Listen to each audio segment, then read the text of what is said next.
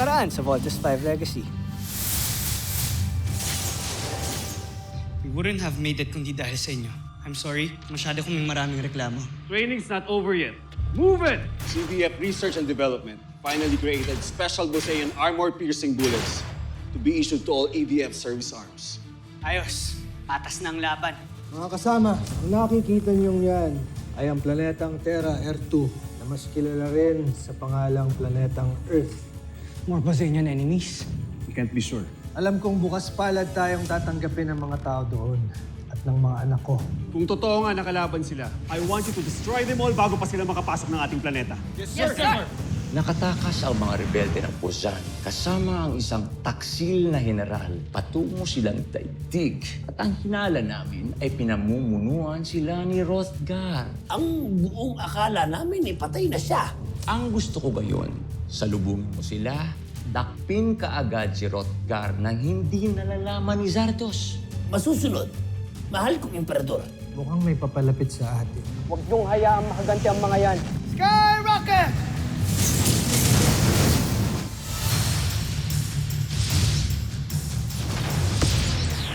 Guys, zoom in your monitors now. Tingnan niyo kung sinong sakay ng spaceship na yan. Si Papa?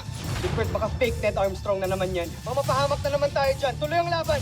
Kumain sa attack! Skyrocket! Mukhang kailangan talaga natin lumaban. Sandali, huwag mong gagawin yan. Ako nang bahala. Malamang, alam na nila na tinakas ko ang pangunahing sasakyan ni Zardos. Kailangan ko gawin to para sa emperador. May paparating na ibang senyales. Yung skull ship! Yun yung umaatake sa atin! Frigate Missile! Lander Shuriken! Sagabal talaga kayo sa misyon ko! Watson, naririnig mo ba ako? Pinunong Hrothgar, ano nangyayari? Hinihigop kami ng skull ship! Sabi sa inyo, magkasama yung dalawang yun eh. Ang traidor na si Hrothgar. Kamusta na? Pumataka sila! Sundan niyo ang pangunahing sasakyan. Iligtas natin si Pinunong Hrothgar. Alright, team. Let's go get them. Mark, Jamie, doon kayo sa spaceships. Bigford, Little John, dito tayo sa skull ship. Let's go! Roger.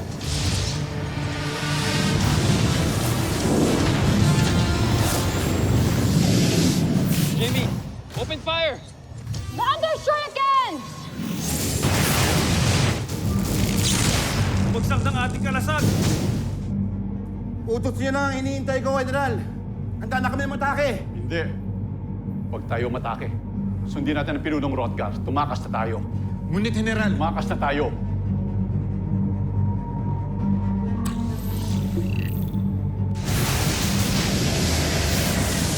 Jamie, they're retreating.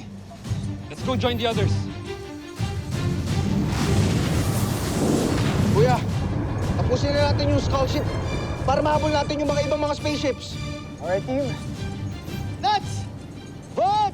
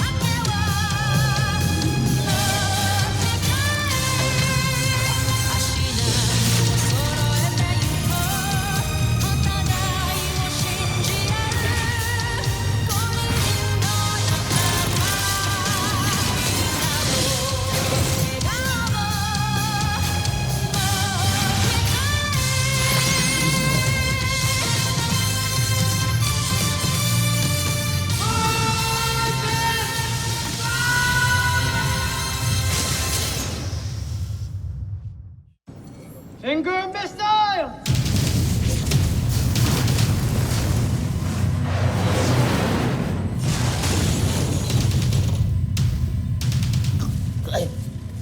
medyo white na. Kaya mo na, mas importanteng malayo ko to si Rodgar dito.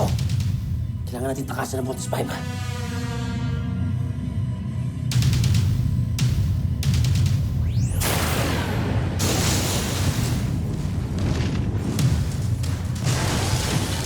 Voltes Bazooka!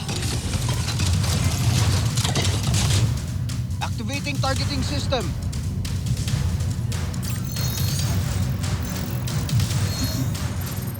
Scanning ang weak spot ng Skull Ship.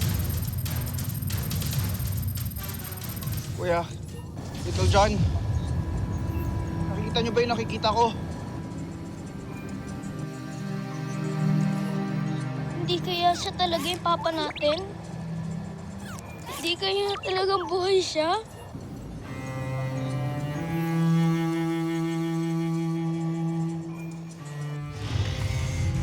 Papa!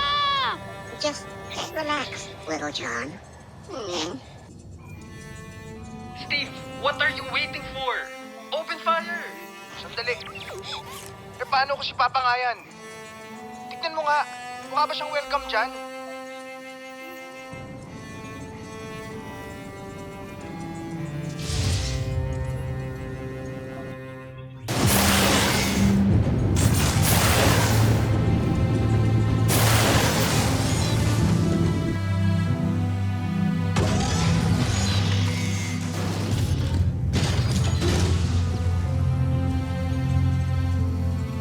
The radar can't detect the Skull Ship anymore, guys.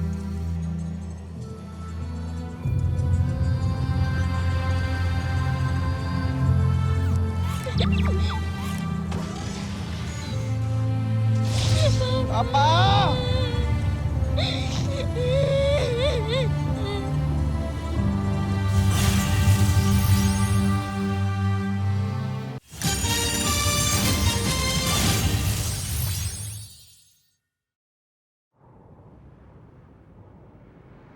Tuloy-tuloy pa rin ang paghahanap kay Dr. Ned Armstrong. We have assigned military assets from the Earth Defense Force to search the land, air, and sea. Para mahanap na rin siya, pati na rin yung skull ship na tumangay sa kanya. Kung mahanap natin siya, sana lang siya nga yung totoong Dr. Armstrong. Or baka impostor na naman yung Ned Armstrong na yan. O baka siya talaga si Papa. Big Bird.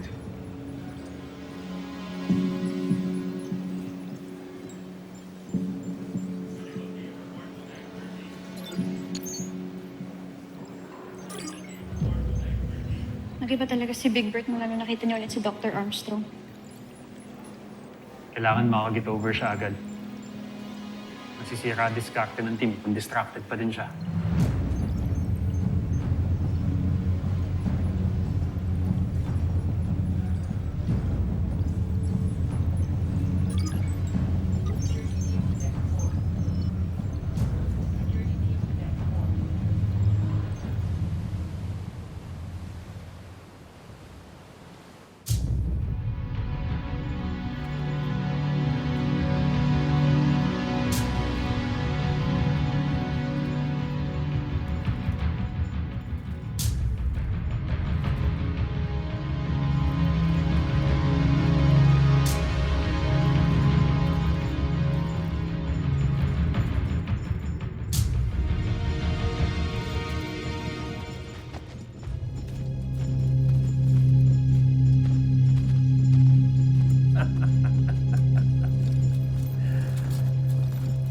Ang swerte ko naman.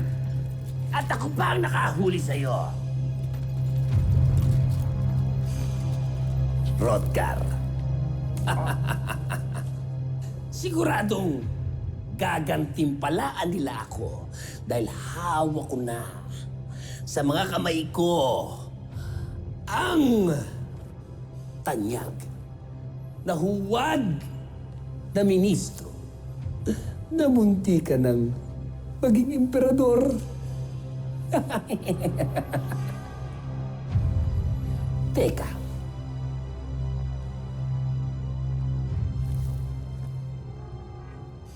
Kawangis mo si Dr. Ned Armstrong. Si Rodgar ba talaga ang kaharap ko? O si Dr. Ned Armstrong?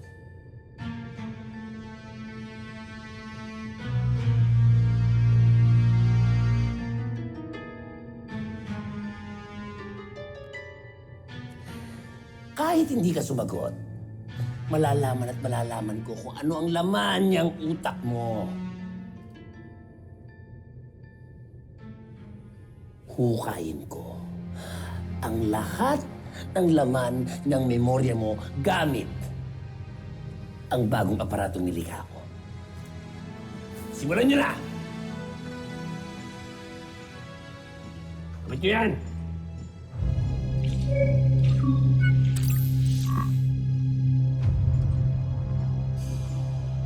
Sige!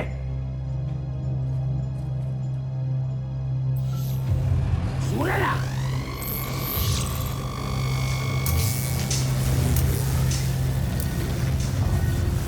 Masaya ako na makapaglilingkod ako sa batas at sinisiguro ko magandang kinabukasan ng harapin ng ating panganay na anak. Ang susunod na emperador ng Bagan. Dahil ito, totohanan ko hindi ba na wala akong sungay. Nagaling din ako sa lahing mga ibalik mo yung isuot mo yan ulit bago pa may makakita.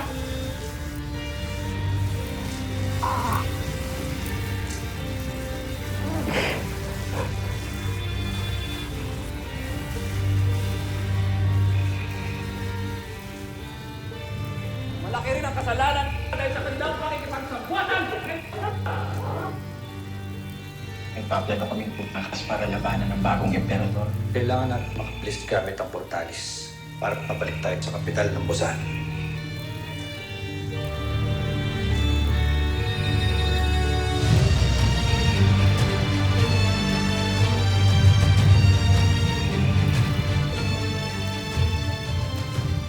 Hindi na tayo mananalo. Kailangan mo naming iwat. Hindi, Magus. Magkasama tayong tatakas. Ikaw ang pag-asa ng himag-tigang ito. Hindi ka pwedeng matay, kaya iwan mo na kami. Pinapangako ko. Babalik ako para palayain ang mga alipin. Ikaw nga ang traidor na si Rodgar. Ano pa kaya ang laman niyang memorya mo? Aalamin natin. Nakasampay na yung iya.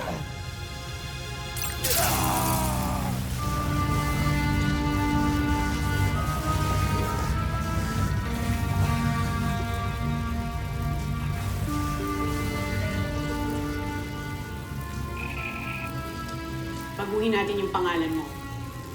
Para sa new identity mo. Ano nga bang gusto mong bagong pangalan? Ano ba sa tingin mo ang nababagay sa akin? Ned Armstrong. Ned Armstrong. Ito ang aking magiging technical plans para sa ating ultra-electromagnetic bolt-in fighting machine. We will call it Voltes. Voltes 5.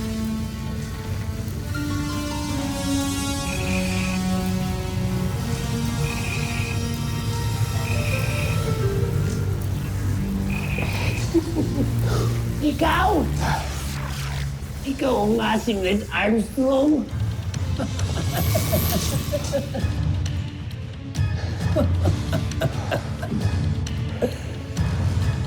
Ang lumikha sa Vortex 5.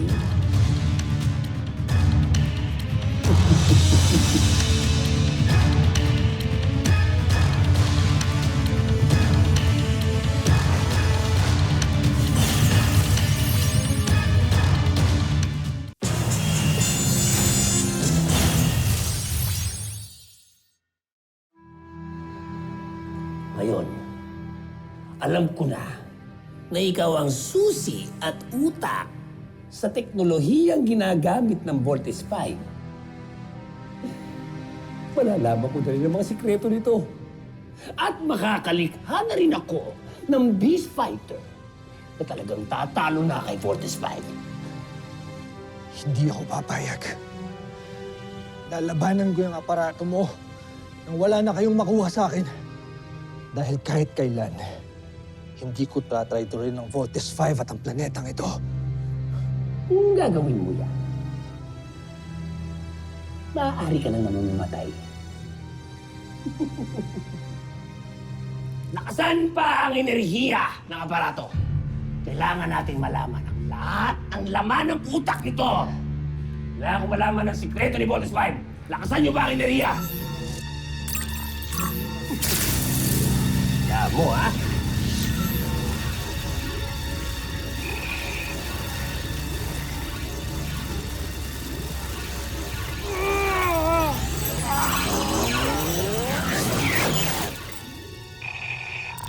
Bakit nawala?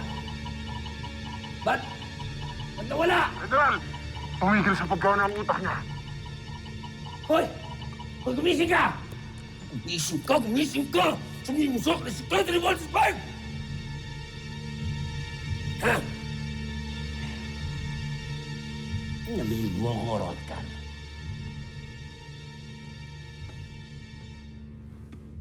Mukhang kailangan mo na talaga gumawa ng mas malakas pang aparato. General, mukhang kailangan na magpahinga ng bihag.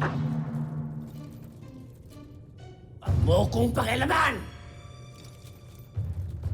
Siguro, kailangan nang magpahinga ng bihag. Huwag kang titingin-tingin. Ano ba hinihintay nyo? Dalhin nyo yan sa pitan.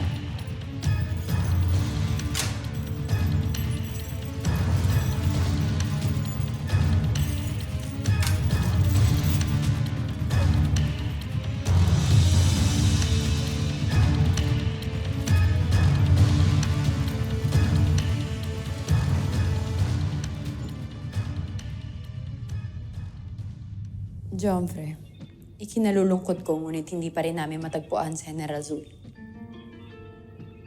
Ano kayang pinagplano ng Zul na yan? Bakit hanggang ngayon di pa rin siya pumabalik? Saan ba talaga siya nagpunta? Paumanhin, Jomfre, ngunit hindi ko rin alam.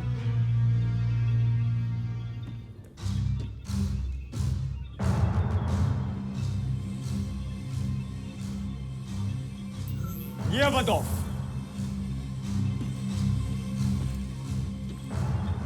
Makinig kayong lahat sa akin.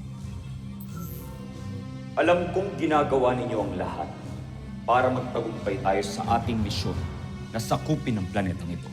Ngunit, hindi tayo magtatagumpay kung hindi natin nalalaman ang mga nangyayari sa mga kasamahan natin.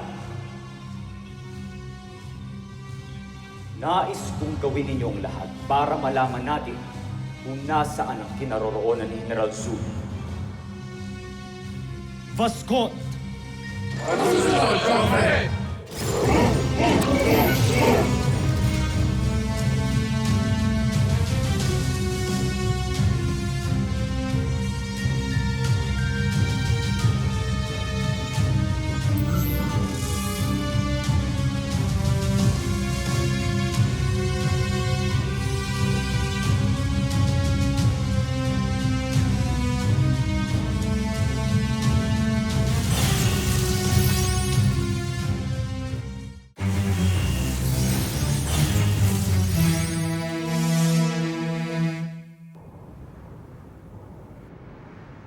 Reports from the Earth Defense Headquarters says may nasagap daw silang signal mula sa airship ni Dr. Armstrong. Anong coordinates? Sa may bandang south, sir. Sa may Celebes Sea. Doon po nadedetect ang signal. Sir, permission to perform search and rescue mission, sir!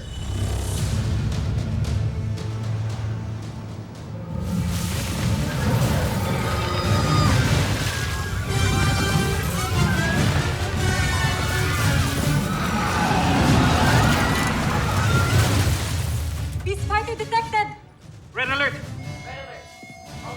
Nandiyan na naman mga kalaban. Team, we have to go. Doc, Payagan niyo na po ako pumunta ng isla. Kahit ako lang mag-isa. Hindi mo ba nakikita yan? Umaatake na yung Beast Fighter. Pero paano naman po si Papa? Hindi ko siya pwede pabayaan.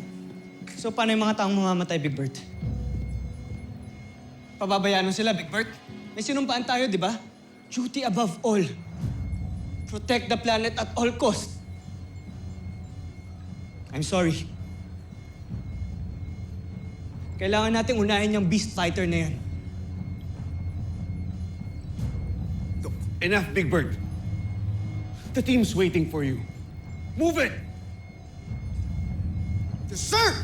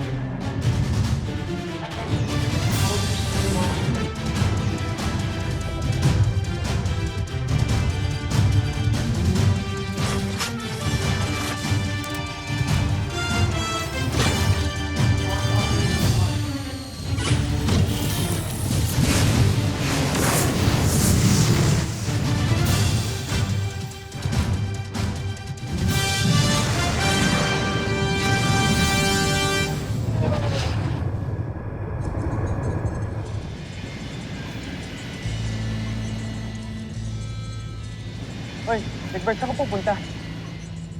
I-rescue ko si Papa. Anong i-rescue? May mga kalaban tayong Beast Fighters, di ba? Kaya nyo na yan. Iiwan mo kami? Are you serious right now, Big Bird? Big Bird, bumalik ka dito. That's an order. Sorry, team, pero kailangan kong gawin to. Big Bird, ano ba? Bumalik ka dito! Baka selfish mo naman. Ako? Selfish? Kuya, kung si Papa talaga yon, willing ako i-risk yung buhay ko para sa kanya. Hindi ba ganun din naman yung ginawa ni Mama para sa atin, para maligtas tayong lahat? Kuya, pamilya tayo. Kaya gagawin ko lahat para maligtas ko siya. Big Bird, wait!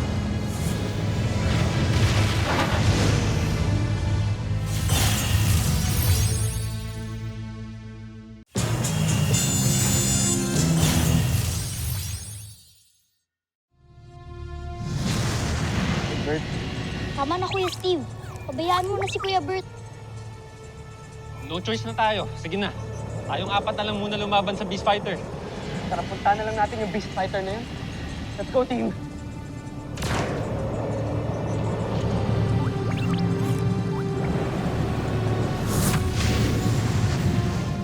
Pero pasensya na, hindi ko napigilan yung kapatid ko. Chief, contact EDF. Request air support para kay Big Bird. Send as many as they can.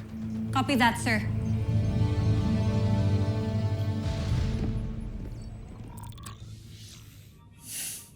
Sige, soldier. Sumugod ka na.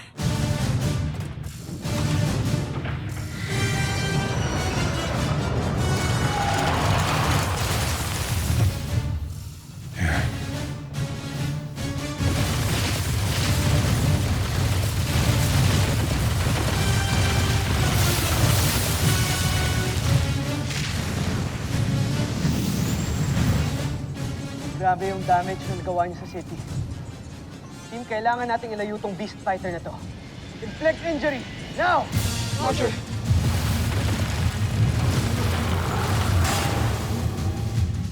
Thunder Missile! Rocket! Bomber Missile! Sky Rocket!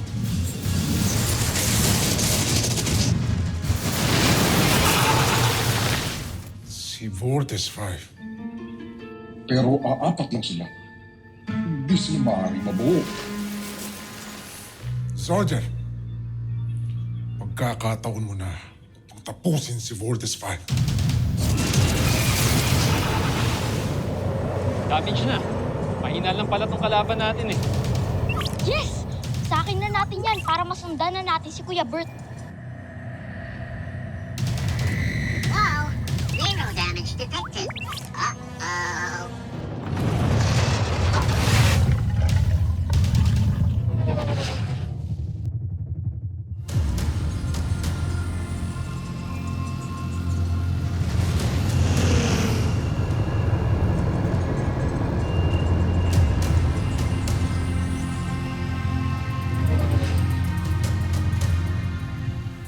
Susunod sa Voltes 5 Legacy. Tayo, Signs! Warning! Okay lang kayo? Malakas talaga ang kalaban natin. Kailangan natin makatakas dito. Para makaisip tayo ng plano, kung hindi, mamamatay lang tayo.